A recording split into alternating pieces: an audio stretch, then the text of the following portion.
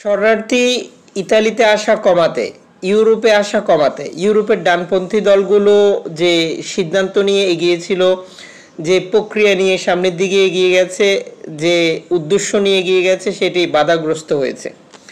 তার মানে এই নয় যে তারা তাদের ইচ্ছা, তাদের যে উদ্দেশ্য সেটি সফল করার চেষ্টা করবে না। যে ধারাবাহিকতায় আমরা ইতালি এবং ইউরোপের বাকি দেশগুলোর লিবিয়ার সাথে তাদের যে দ্বিপাক্ষিক চুক্তি, অর্থের বিনিময়ে তাদের যে স্বার্থ, যে উদ্দেশ্য সেটি সফল করার চেষ্টা আরও তীব্র, আরও গতিবান দেখব সামনের দিনগুলোতে। তথাকথিত চুক্তির নামে লিবিয়ান কোস্টগার্ডকে যে টাকা দিচ্ছে ইতালি, সেটি আরও বৃদ্ধি পাবে।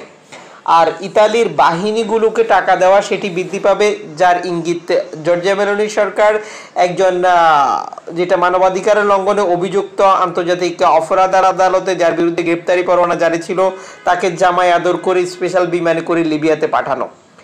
এই ইঙ্গিতগুলো একবারেই স্পষ্ট, যার মূল উদ্দেশ্য হচ্ছে শরণার্থী আসা কমানো। এই শরণার্থী আসা কমানোর যে চিন্তাভাবনা নিয়ে তারা কাজ করছে, সেটা প্রাথমিকভাবে ঠিক আছে, ক্ষতিগ্রস্ত হয়েছে, কিন্তু দীর্ঘমেয়াদী নতুন পরিকল্পনা নিয়ে যে তারা হাজির হবে না তা অগ্রিম বলা যাচ্ছে না। ঠিক যেমন ইতালির অর্থায়নে ভূমধ্যসাগর ব্যবহার করে লিবিয়া থেকে ইতালি আসার পথে 27 জুলাই থেকে 2 আগস্টের মধ্যে 368 জন প্রবাসী বা অভিবাসী শরণার্থীকে আটক করেছে লিবিয়ান কোস্টগার্ড। এই আটককৃত লোকজনের ভাগ্যে কি ঘটেছে তা আমাদের জানা, যা পেছনের লোকজনের সাথেও ঘটে থাকে। তাদেরকে আটক করে প্রত্যেকটি উপকূল থেকে আটক কেন্দ্রে নিয়ে যাওয়া হয়েছে। সেখান থেকে তাদেরকে আরও একটি চক্রের কাছে বিক্রি করে দেবে লিবিয়ান বাহিনী, যাদের অর্থের প্রয়োজন রয়েছে, আর তাদেরকে নামমাত্র টাকা দিয়ে কিনে নেবে কিছু বাংলাদেশি। এরপর সেই বাংলাদেশিদের ঘরে, বাড়িতে, আত্মীয় স্বজনের কাছে ভিডিও কলে ফোন করা, এরপর তাদের কাছ থেকে অর্থ চাওয়া, মুক্তিপণ আদায় করা, আর পাশাপাশি তাদেরকে নির্যাতন করা, যেটি বাংলাদেশিদের ইনকামের একটি বড় সোর্সে পরিণত হয়েছে। বাংলাদেশিরা সারা পৃথিবীতেই বাংলাদেশিদেরকে আটক করে, কিডন্যাপ করে মুক্তিপণ আদায়, এটা এখন আর অফেন জানার কথা সবার। যেমন সাম্প্রতিক সময় আমরা এই ঘটনাগুলো সৌদি আরবের মতো দেশে দেখছি, যেখানে হত্যার বিনিময়ে হত্যা, যে কোনো অপরাধের যেটা বিপরীত চিত্রে তাকে সেটি ভোগ করতে হয়, আর সেই দেশে গিয়ে বাংলাদেশিরা বাংলাদেশিদেরকে আটক করছে, বাংলাদেশিদেরকে অত্যাচার করছে, বাংলাদেশিদেরকে বাংলাদেশে ফোন করে মুক্তিপণ আদায় করে। তার মানে বিষয়টা বুঝতে হবে যে শুধু সৌদি আরব নয়, বাংলাদেশিদেরকে মঙ্গল গ্রহে পাঠিয়ে দিলেও তাদের এই প্রক্রিয়াটি চলবে।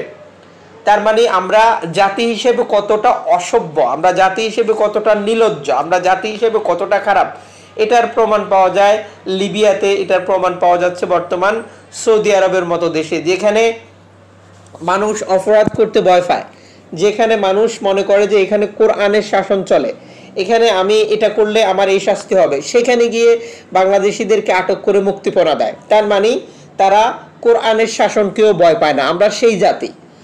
আর লিবিয়াতে এই প্রক্রিয়াটি আরও বৃদ্ধি পাবে, স্বাভাবিক প্রক্রিয়া। তো আমাদেরকে যেটা করতে হবে, আমাদেরকে আরও সচেতন হতে হবে, আরও সতর্ক হতে হবে। লিবিয়াতে আমি কোথায় আছি, কোন ভবনে থাকি, আমার বাংলাদেশি একজনের সাথে আমার আলোচনা করার দরকার নেই।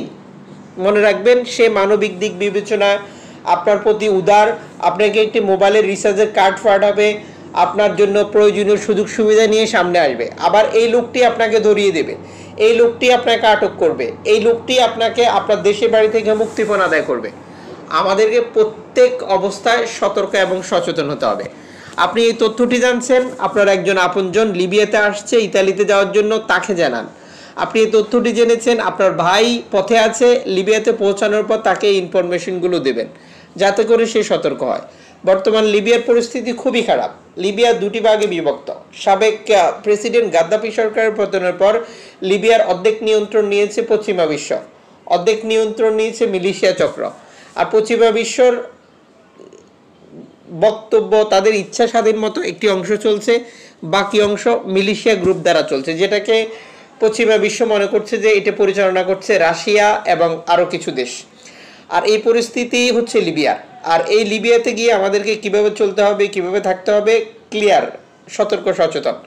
বর্তমান সময় আইওএমের তথ্য অনুযায়ী 20,000-এরও বেশি বাংলাদেশি লিবিয়াতে অবস্থান করছে। তবে সবাই ইতালিতে আসার জন্য লিবিয়াতে এসেছে বিষয়টা এমন নয়। অনেকে এসেছেন কাজ করার জন্য, জীবিকা নির্বাহ করার জন্য। যেটা অন্য দেশগুলোতে যেভাবে যায় একইভাবে। যদিও বর্তমান লিবিয়ার পরিস্থিতি বাংলাদেশিদের প্রতিকূলে নেই, আর প্রতিনিয়ত ভিন্ন ভিন্ন ঘটনা ঘটছে যা এক একজন বাংলাদেশের জন্য বিপজ্জনক পরিস্থিতি তৈরি করছে। এখন আমাদেরকে যেটা করতে হবে, সর্বোচ্চ সতর্ক থাকতে হবে, এই সকল পরিস্থিতি মোকাবেলায় নিজের সেফটি সুরক্ষা নিশ্চিত করতে হবে। গেম ধারাবাহিকভাবে অব্যাহত রয়েছে এবং সামনের দিনগুলোতে অব্যাহত থাকবে। সর্বশেষ এনজিও সংস্থাগুলো ভূমধ্যসাগরে শরণার্থী উদ্ধারে কাজ করছে, বিপদগ্রস্ত অভিবাসীদেরকে সহযোগিতা করছে, তাদেরকে উদ্ধার করে ইতালিতে পৌঁছে দিচ্ছে। একই প্রক্রিয়া তুরস্কর উপকূলগুলো ব্যবহার করে গ্রিসে শরণার্থী আসছে, যা ধারাবাহিকভাবে অব্যাহত রয়েছে। একই প্রক্রিয়া রয়েছে আফ্রিকার দেশগুলো থেকে স্পেনে আসা, ঠিক যেমনটি ফ্রান্সের সাথে যুক্তরাজ্য আরও একটি চুক্তি করতে যাচ্ছে। এই চুক্তির মূল উদ্দেশ্য হচ্ছে ফ্রান্স থেকে যুক্তরাজ্যে আসা অভিবাসী কমিয়ে আনা। আপনারা জানেন যে যখন ইউরোপের বিভিন্ন দেশ দিয়ে অভিবাসী প্রবেশ করে বেশি, তখন সেটির যে একটি প্রভাব পড়ে যুক্তরাজ্যের উপরে গিয়ে, যেহেতু যুক্তরাজ্য ইউরোপীয় ইউনিয়ন থেকে বের হয়ে গেছে, আর এই বের হওয়ার পর থেকেই ইউরোপের মানুষের কাছে যুক্তরাজ্যের চাহিদা বৃদ্ধি পায়। আর যেটার প্রমাণ পাওয়া যায়, শুধুমাত্র 2024 সালে 46,000 শরণার্থী ফ্রান্সের উপকূল ব্যবহার করে যুক্তরাজ্য প্রবেশ করেছে, যেটা সম্পূর্ণ জীবনের ঝুঁকি নিয়ে। যদিও ফ্রান্স এবং যুক্তরাজ্যের চুক্তি রয়েছে শরণার্থী বাধা দেওয়ার, শরণার্থী আটকানোর, শরণার্থী প্রতিরোধ করা, আর এই প্রক্রিয়াতেও অভিবাসীরা প্রতিকূল পরিস্থিতি মোকাবেলা করে যুক্তরাজ্য প্রবেশ অব্যাহত রেখেছে, যেটি চলতি বছরে আরও বৃদ্ধি পেয়েছে। বিশেষ করে যখন নতুন সরকার ক্ষমতা আসে এবং সাবেককে যে চিন্তাভাবনা অভিবাসীদেরকে রুয়ান্ডাতে পাঠানো সেটি বাতিল হয়ে যায়, এরপর থেকে শরণার্থী প্রবেশ আরও বৃদ্ধি পেয়েছে। এদিকে আফ্রিকার বিভিন্ন দেশ ব্যবহার করে স্পেনে শরণার্থী প্রবেশও ধারাবাহিকভাবে বৃদ্ধি পাচ্ছে, যা সাম্প্রতিক সময় আরও বৃদ্ধি পাবে। যদিও আফ্রিকার দেশগুলো ব্যবহার করে স্পেনে আসা অনেক কঠোর বা কঠিন, আর এই পরিস্থিতিতে এই পথ ব্যবহার করে অভিবাসী আসা বৃদ্ধি পাওয়ার মূল কারণ হচ্ছে যে আফ্রিকা এবং মধ্যপ্রাচ্য সংকট। আর আফ্রিকা মধ্যপ্রাচ্য সংকটের মূল উৎস বা কারা এগুলি করছে তা আমরা এখন অবগত। সুতরাং এই বিষয়গুলো ব্যাপারে অবগত, সিদ্ধান্ত জানা আমাদের বাংলাদেশিদেরও প্রয়োজন, যেহেতু আমরা বাংলাদেশের অর্থনৈতিক দুরবস্থা, রাজনৈতিক অস্থিরতা, বাংলাদেশের চাকরির বাজারের সংকট, আর এই সকল পরিস্থিতি মোকাবেলা আমরা প্রতিনিয়ত চাচ্ছি ইউরোপে চলে আসা, যেটি ধারাবাহিকভাবে বৃদ্ধি পাচ্ছে এবং আরও বৃদ্ধি পাবে। আর এই সকল পরিস্থিতিতে সঠিক তথ্য, সঠিক ইনফরমেশন জেনে সিদ্ধান্ত নিলেই আমরা আমাদের স্বপ্ন, আশা, উদ্দেশ্য সফল করতে পারবো। প্রত্যেকটি বাংলাদেশী স্বপ্ন, আশা, উদ্দেশ্য সফল হোক, এটি আমাদের কামনা। যারা জীবন এবং জীবিকার সন্ধানে আরও উন্নত একটি ভবিষ্যতের আশায় ভিটেমাটি বিক্রি করে, ধার দেনা করে, সুদের উপরে টাকা নিয়ে ঘর ছাড়ছেন, ইউরোপে আসার জন্য পথে রয়েছেন, যারা বিপদে পড়েছেন, আল্লাহ তাদেরকে নিরাপদ রাখুক এবং নিরাপদে তাদের স্বপ্ন, আশা, উদ্দেশ্য সফল করুক।